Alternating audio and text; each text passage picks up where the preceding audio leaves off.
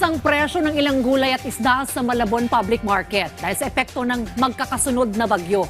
Tiniyak naman ng DTI ang pagbabantay sa presyo ng mga pangunahing bilihin. Yan ang ulat ni Vel Custodio.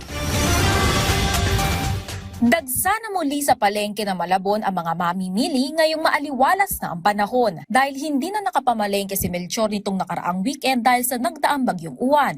Isinabay na raw niya ang pamamalengke sa araw ng kanyang trabaho sa Malabon. Pero dahil nagmahal ang ilang mga bilihin kagaya ng gulay at isda, diskarte niya. Usually mas mura pa rin sa palengke compare mo sa ibang ano. Then sariwa yung mga nabibili, then at the same time maraming choices. Siguro ano lang, conforme kasi sa ano yan laki ng pamilya din ng yung pagbabudget Kami sa family namin, bali 7.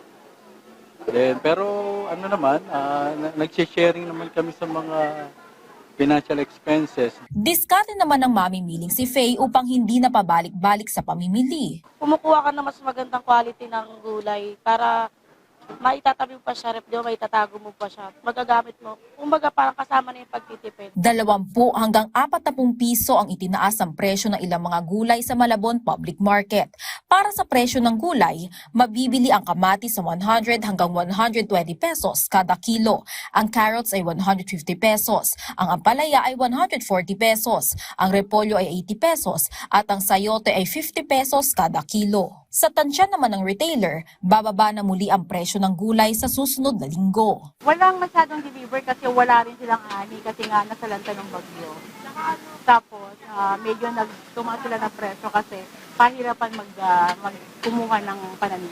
Usually yung mga galing Bulacan, yung mga talong, pechay, kinchay, lahat usually ng mga dahon, sitaw, ampalaya, yun yung mga nagmahal.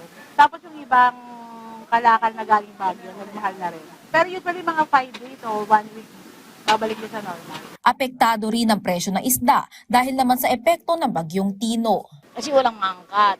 Yan katulad niyan, bagyo. Mga tinamaan ng mga baha. Nananatili namang stable ang presyo ng bigas sa Malabon Public Market. Sagana rin ang supply ng lokal na bigas at wala ring delayed sa deliveries nito. Wala ring paggalaw sa presyo at hindi nagkulang sa supply ang mga grocery items kagaya ng delata, tinapay at frozen goods. Ayon naman kay Department of Trade and Industry Secretary Cristina Roque, bago pa man pumasok ang bagyong uwan, nakipag-ugnayan na ang DTI sa mga logistic companies upang mabilisan ng maihatid ang supply ng basic necessities and prime commodities.